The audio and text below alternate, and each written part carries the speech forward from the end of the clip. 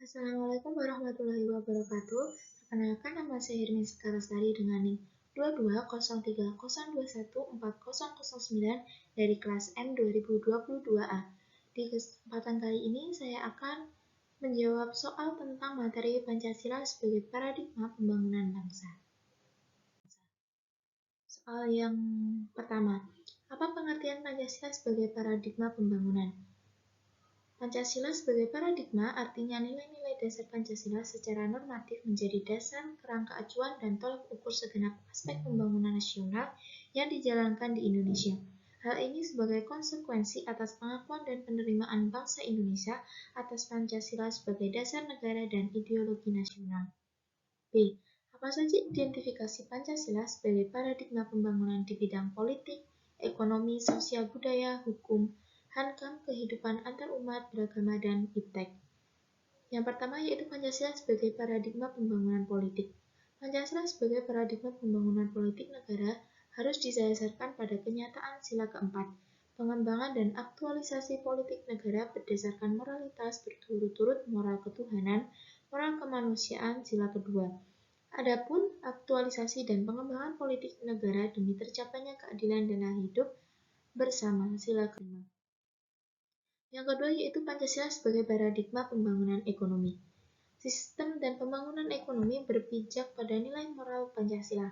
Sistem ekonomi yang mendasar pada moralitas dan humanitas akan menghasilkan sistem ekonomi yang berperi kemanusiaan. Sistem ekonomi yang berdasarkan Pancasila adalah sistem ekonomi kerakyatan yang berasas kekeluargaan. Pembangunan ekonomi harus mampu menghindarkan diri dari bentuk-bentuk persaingan bebas, monopoli, dan bentuk lain yang akan menimbulkan penindasan, ketidakadilan, penderitaan, dan kesengsaraan. Yang ketiga yaitu Pancasila sebagai paradigma pembangunan sosial budaya. Pembangunan sosial budaya dikembangkan atas dasar penghargaan terhadap nilai sosial budaya dan budaya-budaya yang beragam di seluruh wilayah Nusantara menuju pada tercapainya rasa persatuan sebagai bangsa. Dalam rangka pengembangan sosial budaya, Pancasila sebagai kerangka kesadaran dapat mendorong universalisasi dalam transendentalisasi. Pancasila sebagai paradigma pembangunan di bidang hukum. Pancasila sebagai paradigma pengembangan hukum, hukum yang akan dibentuk tidak boleh bertentangan dengan sila-sila Pancasila. Substansi hukum yang dikembangkan harus merupakan perwujudan atau penjabaran sila-sila yang terkandung dalam Pancasila. Pancasila sebagai paradigma pembangunan di bidang hankam.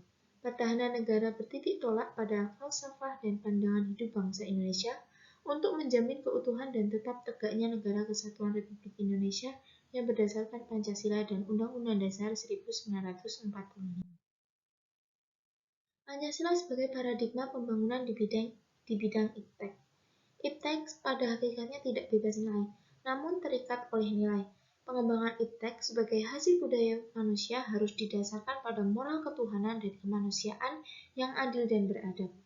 Pendidikan moral atau etika dan etika Pancasila serta moral keagamaan yang mutlak bagi moral para ilmuwan agar memiliki sikap profesional yang seimbang.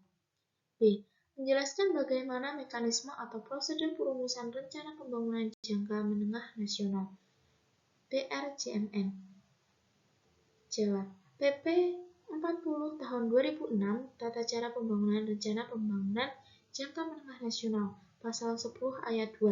Menteri menyiapkan rencana awal RPJMN berdasarkan RPJN 2005-2025, rancangan teknokratik dan visi, misi, serta program prioritas Presiden. Pasal 11 Ayat 6. Yaitu rancangan awal RPJM nasional disampaikan kepada Presiden untuk disepakati dalam sidang kabinet sebagai pedoman penyusunan rancangan Renstra KL.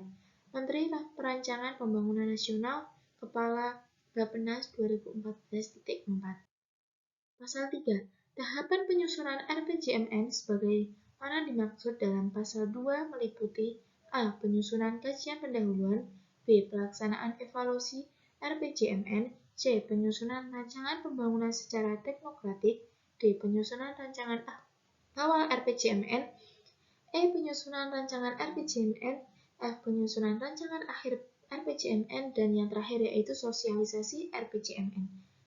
Sekian dari saya, apabila ada kekurangan mohon dimaafkan dan semoga bermanfaat untuk semuanya. Terima kasih. Wassalamualaikum warahmatullahi wabarakatuh.